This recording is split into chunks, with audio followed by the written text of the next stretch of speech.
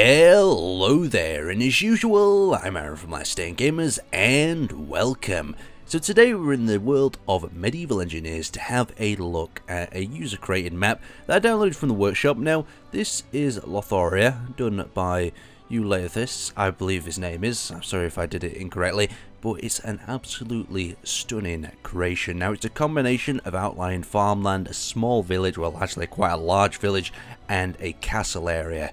But the way it's detailed is absolutely amazing. I'll just take you through this map today, and I thought I'd show you a few of the features. There's also going to be a link in the description to this map so you can have a look at it yourself. Now, this just reminded me so much of them old Mount and Blade worlds. If you ever played Mount and Blade and you've played any of the roleplay servers, you would have known that they do these amazing sort of worlds with loads of different jobs and different things in. So we've got the outlying sort of farm area here. We've got these loads of really interesting sort of stables and different areas to keep animals. You could also imagine just keeping some cows in here or some different sorts of little farm animal sort of types. We've got a little bit of a watchtower up here that's really beautifully constructed.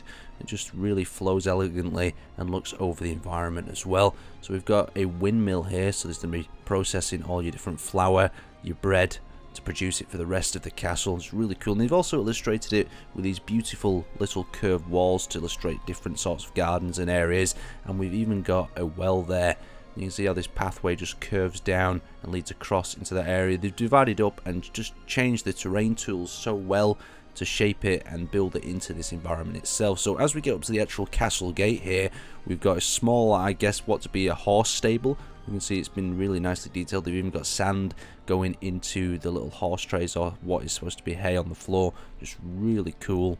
And then as we continue across, we've got like a storage area, maybe like a pre-gate check-in area where they're checking all the supplies. So you've got some rocks, some logs piled up as well, and you've got a gantry crane to lift and unload the carriages.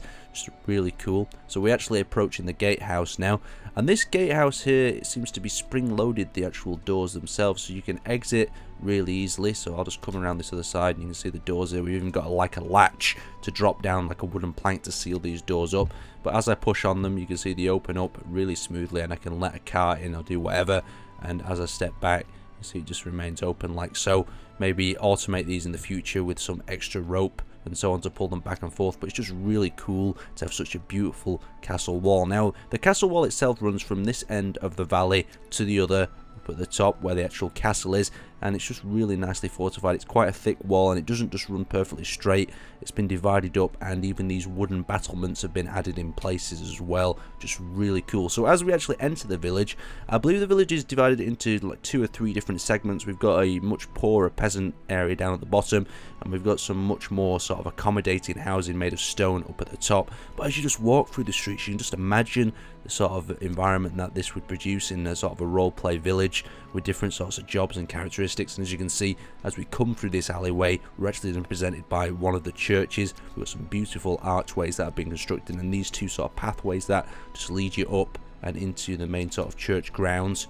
So as you can see, we've got a castle statue and some gravestones on the right. And then in the actual church itself, you've got this really nice sort of simple seating area. We've got some bushes and overgrowth here, but there's a problem with the bushes at the moment. You can't get rid of certain elements, even where you cut away the terrain itself. So you've got a little altar here or where you can stand and give your speeches. I remember back in the Mount and Blade days, we did some amazing church speeches in places just like this. So now if we actually head down into the centre of the village, there's actually a market located, but as we go over some of the houses, something that they've done that's really interesting here is they combined both the hay roofs as well as the conventional sort of tile roofs to create these really sort of unique looking houses, and it really fits in with sort of theme of things of this village here itself. And each individual building seems to have been built specifically, so if it's actually on a stand or it's on a higher sort of ground, they've got these stone foundations that tend to overlook the next row of houses. That just looks really cool indeed. So as we approach down into here, we have the marketplace. So you've got these lovely little market stalls with boxes and crates and different things available, and you've got a little bit of a well in the middle here to get some water out of. You've got a few more different sorts of variety of stall. You've almost got like a buffet hot dog sort of stall here, and then you've got some much more simpler ones like this, just simple roofed one here, and then you've got another cornered one here with a simple seat on. Just really cool. So over here is what I believe to be the inn or the bar. So as you come over here, you have a large seating area, you've got some ale drums, and in this area you've got some sleeping. So really cool there as well. So let's actually venture down into the peasant area where more of the workers are based. And as we venture down this road, we're going to come into some of the first few workshops. So the workshop on the right is a siege workshop, I think. And what we've got here is like a furniture stall. So you can see we've got some different parts being built. We've got some of them rope tension springs, and we've got like the boxes here have been really used really coolly. Look how they've been used to build like a cabinet and a workbench, and they've just placed different things on, so it looks like he's working on chairs, he's working on springs and different sorts of systems. Even got these on the wall to symbolize maybe a shield or a wheel that's being constructed. Just a really cool sort of idea. Now the siege workshop is across the road here, and as you can see they've got a catapult that's being built, and they've got different components. So they've got a winch as well, so this could be used really good to actually build the catapults, maybe in a survival sort of sense, with all the items around you that you could quickly dispatch. And you've got a stockpile of catapults around the back as well. So let's actually go a little bit further down. So I believe this is the peasant sort of tavern. You've got a much smaller sort of area here. You've got like basic food. Maybe it could even be sort of a way of feeding the poorer people of the village, like a soup kitchen. And you've got the cooking area behind there as well. So let's continue down into here.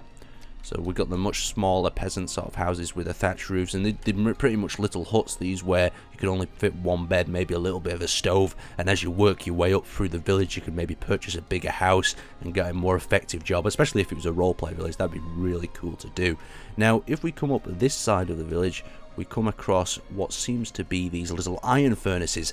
Now this would be really awesome, especially if there's ore and you have to stick them into the little furnace here from the mountains above and the miners, and you're just cooking different sorts of ore, melting it down, turning it into bars that you can use to build other materials as well. It's just a really cool and just really well thought out village. Now if we continue it a little bit further up, you'd be pretty amazed by this. I was pretty in awe. This is an actual little bit of a theatre. So they've used the little steps as seating areas, so you can stand in here and watch maybe your favourite comedian, your medieval comedian, do some jokes, or do a few sort of puns and different things. But really cool, just a little seat there to display that, and you've got the flags up in the background. Nice idea as well. So as we come up into this area, we get a few more of the posher sort of houses. The higher up we get, I guess that's how it's going to be working. The posher people live, and this looks like another sort of inn tavern. You've got an area for horses here. Once again, just really well thought out. Now if we come over here, it seems to be a little bit of a storehouse area. So if I drop down into here, you've got some more storage and supplies that have been locked away in here. It could be another workshop as well. And the king statue overlooks the village, so everyone knows who's shopping at the market, who's in charge. Now let's actually get up and have a look at the castle.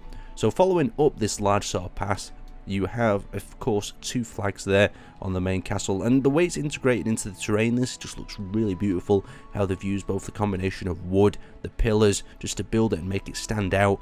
Really different from other sort of castles. So the main entrance to this castle is a little bit different than you would expect. It uses a lift, and I will try to get the lift down here. I was having some problems with it before, but it does work.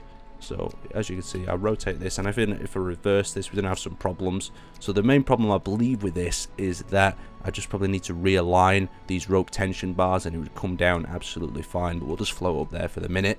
And here's the lift itself. That's on a really nice basic sort of winch sort of lift tension system.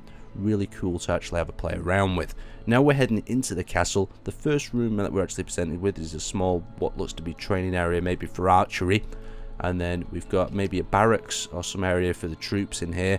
Just really cool. It's hard as well to see exactly what these areas are, because when the creator themselves have been building them, they probably have a very specific sort of purpose, but as you're touring through, you're never too sure. So we've got another sort of archery range possibly here as well. Just a really nice idea.